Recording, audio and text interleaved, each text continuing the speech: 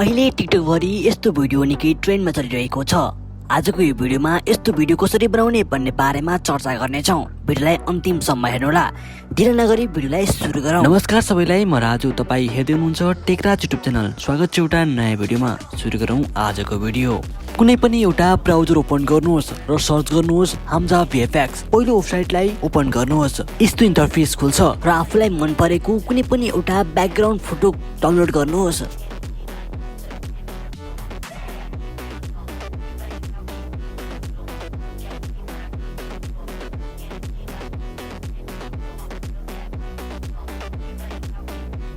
Background फोटोलाई download गरिसकेपछि एक step back आउनुहोस् र तलपट्टि देख्न सक्नुहुन्छ फन्ट लेखेको छ। त्यसमा क्लिक गर्नुभयो भने तपाईले फन्ट डाउनलोड गर्न सक्नुहुन्छ।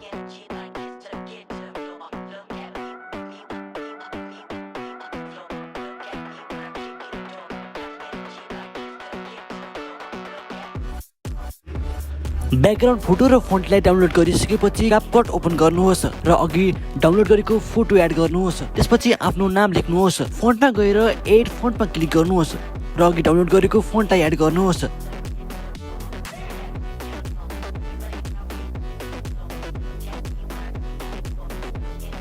फोटोलाई 10 सेकेन्डको लामो भिडियो बनाएर एक्सपोर्ट गरिदिनुहोस्। म तपाईहरुलाई डिस्क्रिप्सन बक्स र कमेन्ट बक्समा एउटा टिकटकको लिंक दिनेछु। त्यो भिडियोको टेम्प्लेट प्रयोग गरेर यस्तो भिडियो सजिलै बनाउन सक्नुहुन्छ। तपाईलाई आजको यो भिडियो कस्तो लाग्यो? राम्रो लाग्यो भने भिडियोलाई एक लाइक र च्यानललाई सब्स्क्राइब गर्न पनि नबिर्सिनु होला।